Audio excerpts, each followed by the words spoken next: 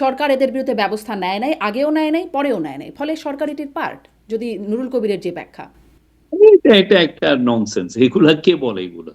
সরকার এটা, আপনি এটা হয় না, এ হয় নাই অতএব বি, বি হয় না অতএব সি, এই টাইপের লজিক দেওয়া তো ঠিক কিন্তু না। কেন ইনাদেরকে আসামি করা গভর্নমেন্ট হলো এখানে না? কেন যদি এটি পাঠাবে? অপরাধ হয়, কেন ওনাদেরকে আসামি করা হলো না যখন ওনারা এটা প্রকাশ্যে পুলিশ হুমকি দিলেন? আপনি ইনভেস্টিগেট। আল জাজিরায় একটা সাক্ষাৎকার দিয়েছেন, সেখানে আহ, প্রথম আলো ডেইলি স্টারের হামলা প্রসঙ্গে, যেখানে আপনি সেখানেও দুঃখ প্রকাশ করেছেন, আপনি আপনার ফেসবুক স্ট্যাটাসেও আপনি দুঃখ প্রকাশ করেছেন। সেখানে নুরুল কবির সাংবাদিক, তার রেফারেন্সে বলা হচ্ছিল যে তিনি যে বলছেন যে সরকারের ভেতরে কোনো কোনো অংশ বা গোটা সরকারই এই ঘটনাটা হতে দিয়েছে, মানে প্রথম আলো ডেইলি স্টারের হামলার ঘটনাটা। আপনি বলছেন অ্যাবসলিউট লাই, ননসেন্স, এবং আপনি সেখানেও আপনি এভিডেন্সই দিতে বলছেন। কিন্তু এভিডেন্স কি আসলে কিছুই নাই? মানে আগে থেকেই হুমকি ছিল, হুঁশিয়ারি ছিল, উস্কানি ছিল, কারা দিল সেটিও দেখা গেল, কিন্তু সেইটি থামাতে কোনো ব্যবস্থা নাই। এমনকি যারা হুঁশিয়ারি দিল, হুমকি দিল, উস্কানি দিল, তাদের বিরুদ্ধেও কোনো ব্যবস্থা নেওয়া হলো না। যা অনেককে তো অ্যারেস্ট করা হয়েছে, অনেককেই অ্যারেস্ট করা হচ্ছে, কয়েক ডজনকে অ্যারেস্ট করা হচ্ছে। এখন আপনি যদি বলেন যে গভর্নমেন্টের একটা অংশ এখানে ইনভলভ, এটা তো আপনি মানে এটা তো ভয়াবহ অ্যাকুইজিশন। আপনার সেক্ষেত্রে তো আপনার স্পষ্ট এভিডেন্স থাকতে হবে যে ওকে, আমি এই এভিডেন্সের বলে আমি এই কথাটা বলছি। আপনি বিদেশে এই ধরনের কথা কোন সাংবাদিক, কোন রেসপেক্টেড জার্নালিস্ট তার গভর্নমেন্টের এগেনস্টে বলতে পারবে? আপনি ট্রাম্পের নামে একটা অভিযোগ আছে, আপনি বলে ফেলতে পারবেন যে না উনি এই এই করেছেন, উনি এইটার সাথে জড়িত বা এটা, উইদাউট এভিডেন্স? এটা সম্ভব? কিন্তু আপনি সেটা না আছে, আপনি রেটরিক করছেন, ইয়ে করছেন। তো এই জন্য আমরা বলেছি দিস ইজ অ্যাবসলিউট ননসেন্স। আপনি যদি আপনার কাছে এভিডেন্স থাকে যে হ্যাঁ এই ঘটনাগুলো ঘটেছে, এইখানে আমরা দেখছি, এই বোঝা যাচ্ছে যে এইটা, আপনি তো কিছু, আপনি না হয়ে যেটা হচ্ছে যে অনেকে বক্তৃতাবাজি করছেন, এসে বক্তৃতা করছেন, এবং একটা গভর্নমেন্টকে আপনি বলছেন, এমন একটা ভয়ঙ্কর একটা অ্যাকুজিশন আপনি দিচ্ছেন। এটা আপনি, আপনার হাতে কোনো ধরনের কোনো এভিডেন্স ছাড়া হুম। আপনি এই ধরনের একটা গভর্নমেন্টকে এইভাবে অ্যাকুজিশন হুম, করতে পারেন আর এটি কি? আসলে তিনি বলছেন যে গভর্নমেন্ট হতে দিয়েছে। ধরুন, এই যে আমরা দেখলাম রাকসু এটা একটা ভিপি, ভয়াবহ কথা না যে এই গভর্নমেন্ট নিশ্চয়ই, হতে দিয়েছে? নিশ্চয়ই খুবই ভয়াবহ কথা, এবং সেই ভয়াবহ কথার পেছনে আপনি বলছেন এভিডেন্স নাই, কিন্তু এগুলো কি এভিডেন্স হিসেবে কাউন্ট হবে না যখন দেখা গেল রাকসু ভিপি, যিনি শিবির নেতা মোস্তাকুর রহমান, তিনি বললেন প্রথম আলো ডেইলি স্টারের বিরুদ্ধে সেগুলো বন্ধ করে দিতে হবে। জাহাঙ্গীরনগর বিশ্ববিদ্যালয়ের শাখার শিবির সেক্রেটারি মোস্তাকুর রহমান, তিনিও আসলে ছায়ানট এবং উদীচীর কথা বিশেষ করে বলছেন যে তছনছ করে দিতে হবে। এছাড়াও আমরা প্রবাসী সাংবাদিক ইলিয়াস হোসেনকে দেখেছি, তিনি বলছেন। তার আগেও আমরা বিভিন্ন সময় দেখেছি পিনাকি ভট্টাচার্য, তারা বলেছেন এবং করেওছেন, জিয়াফতও করেছেন, তখনও হামলা টামলা হয়েছে প্রথম আলো লিস্টারের উপরে, ভাঙচুর হয়েছে। কিন্তু এত কিছু জানার পরেও, এত উস্কানি থাকার পরেও সরকার এটি ঠেকাতে কোনো ব্যবস্থা নেয় নাই। নাম্বার ওয়ান, যারা উস্কানি দিল তাদের বিরুদ্ধেই বা ব্যবস্থা কোথায়? ইনারা কি কেউ মামলার আসামি হয়েছেন যাদের নাম আমি বললাম? আমরা যারা যারা এটার সাথে সরাসরি জড়িত তাদের অনেককে অ্যারেস্ট করেছি, এ বিষয়ে পুলিশের ব্যাখ্যাও আছে, আপনি পুলিশের সাথে কথা বলতে পারেন। আমরা এখানে যারা যারা এইখানে জড়িত, যাদেরকে পাওয়া গেছে, এভিডেন্স পাওয়া যাচ্ছে যে অনেকে যে ওইখানে লুট করছেন, ওইটার সাথে সবাইকেই ধরা হয়েছে, যাদেরকে সরাসরি ভিডিওতে, প্রকাশ্যে যারা যাদেরকে, বললেন তারা কি উস্কানিদাতা হিসেবে হবেন না বা হুমকিদাতা হিসেবে হবেন না? এটা পুরো কেসটা এখনো তো ফাইল হয়নি।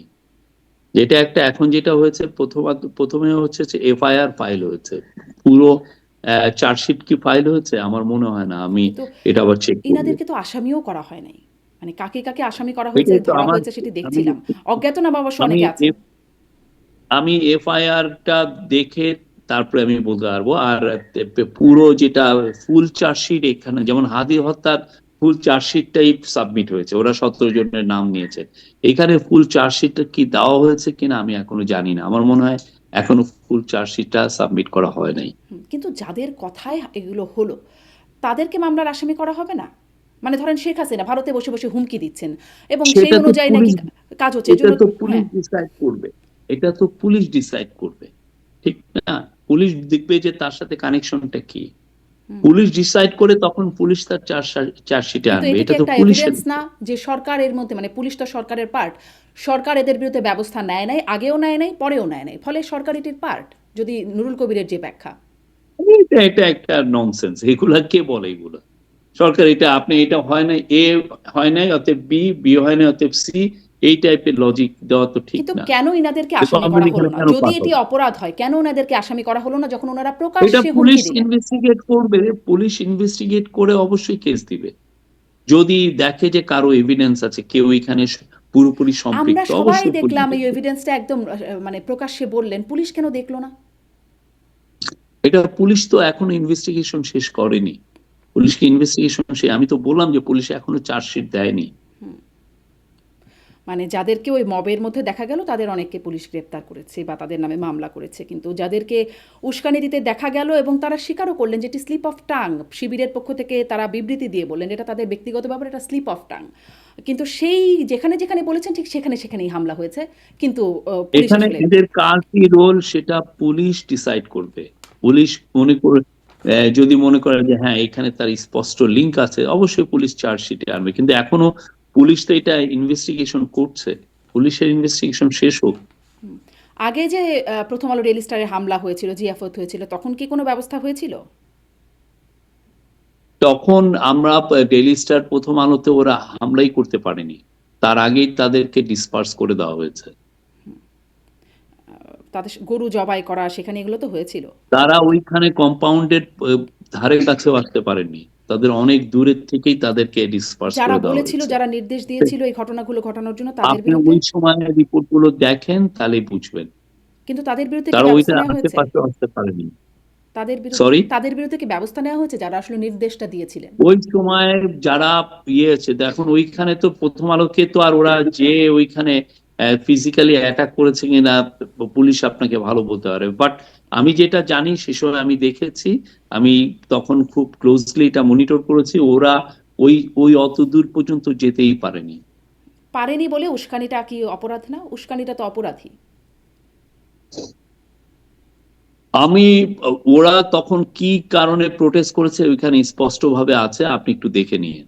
জি, আমি আসলে দেখে এটার বুঝতে সাথে পারি না আপনি এটা বলেই মিলাচ্ছেন। জানতে চাই যে যাদেরকে প্রকাশ্যে দেখা গেল তাদেরকে আসামিও করা হলো না, কিন্তু মানে সরকার বলছে যে আসলে কোনো এভিডেন্স নাই। এই জন্যই আমি আসলে প্রশ্নগুলো আপনার কাছ থেকেই বুঝতে চাইছিলাম।